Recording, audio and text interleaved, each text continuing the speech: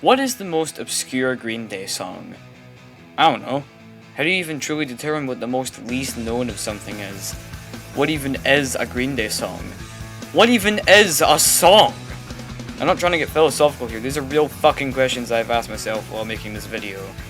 And the answer is, I don't know. But I'm still gonna go through a bunch of Green Day songs and see if I can figure out which one of them is the most obscure. Is it this one? Is it this one? Is it this one? It's probably not this one. Heh! I wish. Why don't we go back to the beginning? Now, it's pretty likely the most obscure song didn't come off of one of the main albums, like everyone knows about these ones. Well, I'm sure there are some people out there who aren't aware of No Pride or Misery, but they're definitely not the most obscure. How about Espionage? This song is a James Bond-styled instrumental track that was originally first demoed during the Nimrod sessions before eventually being used on the soundtrack of Austin Powers' The Spy Who Shagged Me in 1999.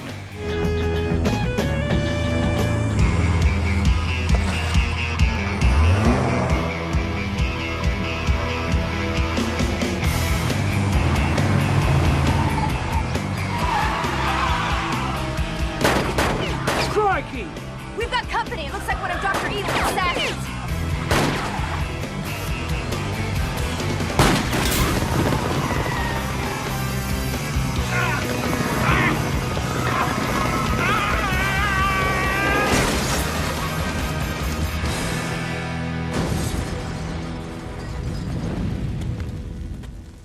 And would see a wider release on the Shenanigans compilation album in 2002.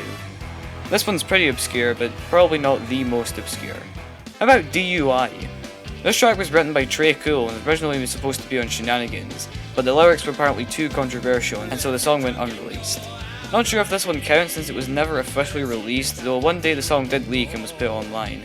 And after listening to it myself, yeah, I can definitely see where the censors were coming from, because some of the lyrics in here are definitely a little jarring. This song is pretty obscure, but not really the most obscure. Like, yeah, your average Joe normie isn't likely to have heard of fucking DUI, but if you're the type of person who's interested in watching a video about obscure Green Day songs, it's possible you've heard of that.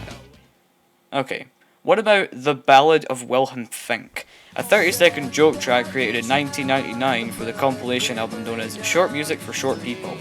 Said album including 101 30-second songs by a multitude of other bands, which Green Day was a part of. Honestly, compared to everything else you've seen, this one is probably the least obscure, as it's gained quite a lot of notoriety over the years. Okay, how many of the people out there know about Monk's Keys? This song was a heavy metal instrumental track written way back in 1992, and was even demoed during the Dookie sessions, but was left off the album and was never given a wider release in any capacity. Honestly, if you think Take Back or Brain Stew is the heaviest Green Day song, you probably haven't even heard of this one. Surprisingly, this song has actually been played live before, though it has only been played live twice. The song's first appearance was on November 18th, 1992 at the iconic 924 Gilman Street, which was a venue that Green Day played at a lot during their early years. Fun fact, this gig also featured a ton of other live debuts, like Burnout, In the End, Hoshinka, When It's Time, Jar, and Basket Case, as well as loads of covers, like Highway to Hell, The Last in Line, and Holidays in the Sun. I'm not going to go into any more detail because I just really want you to check out this concert. It's a great time. What was this video about again? What's the most obscure Green Day song? I don't know, man. I guess it just depends on your definition of Green Day song. Hopefully there was at least one Green Day song in here that you haven't heard of. And if you did, then geez man, hit me up. We'll be in great company. So, what do you think the most obscure Green Day song is? Is there a Green Day song so obscure that it didn't even make it into this video? I sure hope not. The song's about James Washburn. Burnout.